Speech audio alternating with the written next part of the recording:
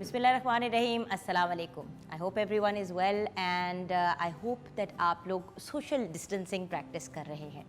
आपको समझ आ गई होगी कि मैंने क्या बात करनी है। आई एम सॉरी, मैं लेक्चर नहीं देना चाहती, लेकिन लेक्चर देना पड़ेगा। हम लोग बहुत ज़्यादा परेशान हैं। हम जब इंडिया के हालात देखते हैं तो मैं बहुत सी चीज़ें ऑनलाइन पढ़ रही हूँ। प्रेइंग फॉर इंडिया ट्रेंडिंग में है, हैशटैग। मगर हम लोग कर क्या रहे हैं? क्या हम एहतियात कर रहे हैं? देखिए, जो हालात आजकल जा रहे हैं, हर कोई कह रहा है stay home, stay safe, mask पहने, हाथ धोएं, सैनिटाइज़र का इस्तेमाल करें, लेकिन इस चीज़ को उतना सीरियसली नहीं लिया जा रहा जितना लेना चाहिए। अभी भी मुझे नज़र आ रहा है कि लोग बाज़ारों में, वो जो कहते हैं ना, जिस तरह क्रेज़ी नहीं इंसान हो जाता कि ओह ईद आ रही है, चलो जल्दी से शॉपिंग कर लेते हैं, ये ले लेते हैं, वो ले लेते हैं। भाई ऑलरेडी जब मना है, लॉकडाउन के हालात चल रहे हैं, तो इतनी ज़्यादा शॉपिंग करके करना क्या है? और मज़े की बात ये कि आधी से ज़्यादा चीज़ें तो हम ऑनलाइन ऑर्डर कर सकते हैं।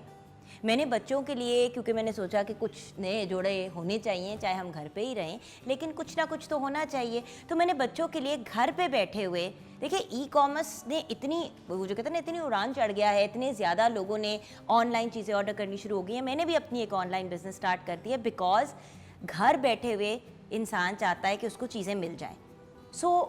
मतलब बाज़ारों में जाना, अगर आपको याद हो तो फ्यू मंथ्स पिछले महीनों में इंडिया में होली, दिवाली, ये दोनों त्यौहार हुए। बहुत ज़्यादा लोग जो हैं वो बाहर निकले, उन्होंने सेलिब्रेट किया, सोशल डिस्टेंसिंग नहीं प्रैक्टिस की। इस वक्त इतनी सीरियस, जिसको वो सेकंड वेव कह रहे हैं, मेरे ख्याल से तो उनकी भी थर्ड वेव ही चल रही है जिस तरह हमारी चल रही है, लेकिन चले, उनकी जो सेकंड वेव है वो इतनी डेंजरस है और इतनी फ्राइटनिंग है। व्यूअर्स, आपने भी देखा है कि रोडों पे लोग अपनी, मतलब हॉस्पिटल के बाहर ऑन द रोड लोग अपना दम तोड़ रहे हैं। हमें एहतियात करनी है। देखिए, बहुत से लोग ये भी कह रहे हैं कि ओ हमने तो अपना इंजेक्शन लगवा लिया है, हमारी तो वैक्सीन हो गई है। अगर आपकी वैक्सीन हुई है तो दूसरों की तो नहीं हुई, और इस वक्त टाइम लगेगा, और वैक्सीनेशन के बाद भी एहतियात करनी ज़रूरी है, जो लोग कर नहीं रहे। आई अंडरस्टैंड कि ईद की एक एक्साइटमेंट होती है, किसकी नहीं होती। बचपन से एक मतलब दोनों ईदें ही तो होती हैं जिनमें हम सब एक्साइटेड होते हैं, लेकिन ईद की एक्साइटमेंट में, शॉपिंग की एक्साइटमेंट में, मुझे जो चीज़ हैरान करती है वो ये है कि एक तरफ लोग कंप्लेन कर रहे हैं कि हमारे हालात बहुत ख़राब हो गए हैं, नौकरियां चली गई हैं, पैसे नहीं हैं, और बाज़ार दूसरी तरफ ऐसे खचाखच भरे हुए हैं कि इट्स शॉकिंग।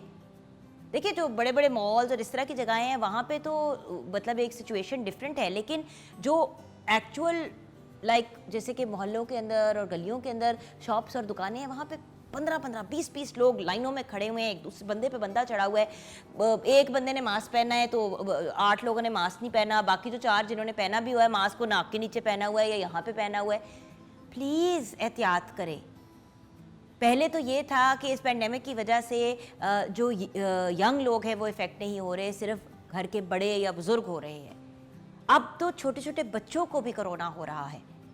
ये एक जानलेवा बीमारी है। Please, I am requesting you, एहतियात करें। एहतियात करने में क्या इश्यू है? एक मास्क पहनना कितना ज़रूरी है? The point is, at the end of the day, जान है तो जहान है। अपनी हेल्थ का भी ख्याल रखें, दूसरों का भी। एक और चीज़ जिसके बारे में मैंने कंप्लेन करना है, वो लोग जिनको पता है कि वो कोरोना पॉजिटिव हैं या उनको सारे सिम्टम्स हो रहे हैं मगर अभी उन्होंने टेस्ट नहीं कराया, प्लीज़ आप लोगों के साथ ना उठे बैठे, उनको ना एक्सपोज करें। अभी आप अपना कोरोना का टेस्ट करवाएंगे तो उसका result with in few hours या अगले दिन तक आ जाता है। एक 24 घंटे के लिए तो एहतियात की जा सकती है ना। मैंने देखा है कि लोगों को पता है कि वो कोरोना पॉजिटिव है, लेकिन फिर भी जाके सौदे ख़रीद रहे हैं, दूसरी चीज़ें कर रहे हैं। देखिए, मास्क पहनने के बाद भी अगर आप कोरोना पॉजिटिव हैं तो प्लीज़ आपने घर पे रहना है और आपने क्वारंटीन करनी है, और अपने सारे घर वालों को भी क्वारंटीन कराना है अगर उनका आपसे एक्सपोजर रहा है। हम सब इस पेंडेमिक से गुजर रहे हैं, हर इंसान परेशान है, हर इंसान डिस्टर्ब्ड है, लेकिन अपनी परेशानी और अपनी टेंशन को मज़ीद बढ़ाने की ज़रूरत तो नहीं है। हर बंदा कह रहा है कि इंडिया में इतने बुरे हालात हैं। व्यूअर्स, पाकिस्तान में भी कोई ख़ास अच्छे हालात नहीं हैं।